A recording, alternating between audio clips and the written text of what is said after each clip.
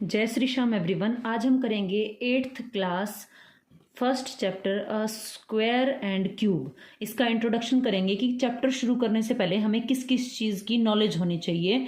तो सबसे पहले हमें स्क्वायर और परफेक्ट स्क्वायर में देखना है क्या डिफरेंस होता है। तो स्क्वायर क्या होता है? Multiply a number by itself. हमने पहले भी ये चीज़ें पढ़ी हुई हैं कि एक नंबर को मल्टीप्लाई करना खुद से ही। जैसे कि अगर हमें 2 का स्क्वायर निकालना है तो हम क्या करेंगे, 2 को 2 टाइम्स मल्टीप्लाई करेंगे जिससे क्या आ जाएगा, 4 आ जाएगा। तो एक नंबर को इटसेल्फ खुद से ही मल्टीप्लाई करना उसे कहा जाता है स्क्वायर। ठीक है, तो 2 को 2 टाइम्स मल्टीप्लाई करना मतलब हमने 2 का क्या कर दिया है, स्क्वायर कर दिया है। परफेक्ट स्क्वायर क्या होता है? ये जो नंबर है 1, 4, 9, 16, 25 अप टू ऐसे ही चलते रहेंगे, आर स्क्वायर नंबर्स, और इसका दूसरा नाम है परफेक्ट स्क्वायर। तो आप इनको परफेक्ट स्क्वायर क्यों कहा जाता है? क्योंकि ये जो नंबर हैं सेम नंबर को 2 टाइम्स मल्टीप्लाई करने से निकल रहे हैं, इसीलिए इसे परफेक्ट स्क्वायर कहेंगे। सीधी सी बात है भाई, अगर हम मान लो 2 नंबर को मल्टीप्लाई कर रहे हैं तो इसको तो कहेंगे स्क्वायर करना। क्या बोलेंगे इसको? तो ये हो गया हमारे पास में स्क्वायर। और परफेक्ट स्क्वायर क्या हो गया? जब इसका जो रिजल्ट आ रहा है 1, 4 और इसको 3 को 3 से मल्टीप्लाई करेंगे 2 टाइम्स, तो वो तो हमने कर दिया 3 का स्क्वायर। और परफेक्ट स्क्वायर क्या हो गया? इसको 2 टाइम्स मल्टीप्लाई करेंगे तो 9। तो ये जो निकल कर आ रहे हैं ये है हमारे परफेक्ट स्क्वायर। और एक नंबर को इटसेल्फ से मल्टीप्लाई करना उसे स्क्वायर बोलते हैं। तो ये चीज़ें आपको आती हैं, बस टर्म्स में उसको लिखना नहीं आता है।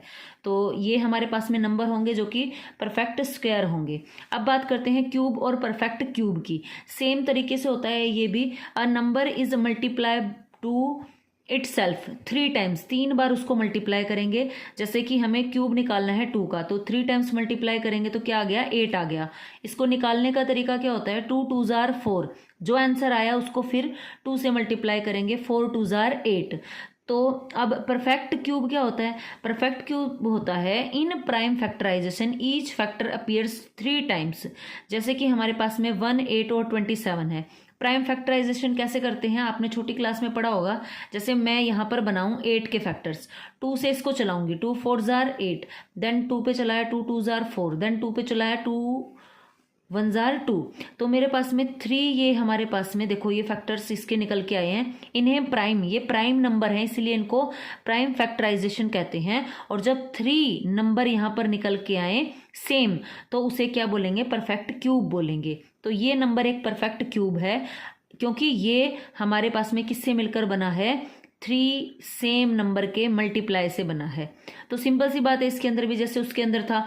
यानी कि क्यूब और परफेक्ट क्यूब में क्या डिफरेंस होता है कि इसके अंदर एक नंबर को 3 टाइम्स मल्टीप्लाई कर देना, और मल्टीप्लाई करके जो आंसर आ रहा है, जैसे 1 को 3 टाइम्स मल्टीप्लाई करेंगे तो 1 आ जाएगा, 2 को 3 टाइम्स मल्टीप्लाई करेंगे तो हमारे पास में रहेगा 8।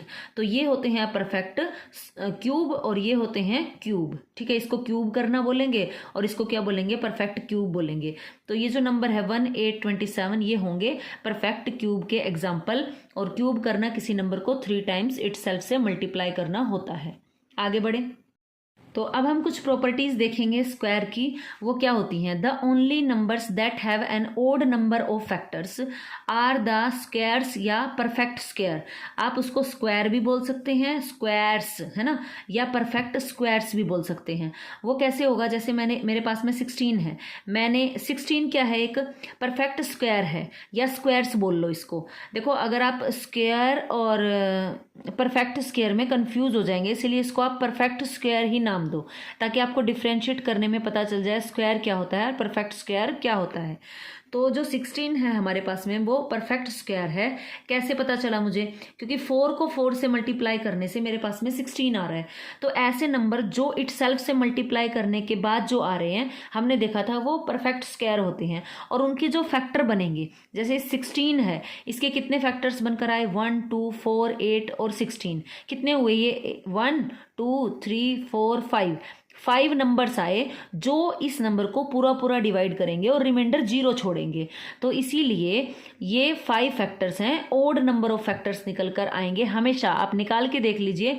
यहाँ तो मैंने 16 लिया है सिर्फ एक ही, क्योंकि ये हमारे पास में क्या है, ये हमारे पास में है परफेक्ट स्क्वायर नंबर। तो इसके अंदर क्या क्या हो सकता है? इसके अंदर आपका 1 हो सकता है, और क्या हो सकता है जो परफेक्ट स्क्वायर बनेगा, वो हमारे पास में होगा 9, है ना, क्योंकि 3 को 2 टाइम्स मल्टीप्लाई करने से एक 4 भी बचा है ना बीच में, तो 4 और क्या रहेगा 9 रहेगा, और क्या रहेगा 2 2 जार 3 3 जार देन 4 4 जार 16, तो 16 हमने देख लिया। अगर आप 9 और 4 के भी देखना चाहें तो देख सकते हैं, फिर भी मैं आपको करके दिखा देती हूँ। देखो 9 के अगर मैं फैक्टर निकालूं तो मैं यहाँ पर लिख लेती हूँ छोटा सा बॉक्स बना के, आपको समझ आए मैंने क्या बताया था फैक्टर बनाने का तरीका क्या होता है। 1 2 3 4 आप काउंटिंग नंबर लिख लीजिए। जब मैं 1 को डिवाइड करूंगी, इसके फैक्टर्स बना रही हूं मैं, 1 से मैं डिवाइड करूंगी 9 को तो 9 आएगा क्वोशंट। जब मैं इस 9 को 2 से डिवाइड करूंगी तो ये डिवाइड नहीं होगा, तो ये इसका फैक्टर नहीं है। देन 3 से डिवाइड किया तो मेरे पास में 3 ही आ गया, तो यहाँ पे मेरे पास में फैक्टर्स अब ये रिपीट हो गया है, अब मेरे को नहीं करना है आगे इसमें, तो मैं लिखूंगी 1 3, अब ये 3 फिर से नहीं लिखना है अपने, 1 3 9 वन टाइम ही 1 डिजिट लिखनी है।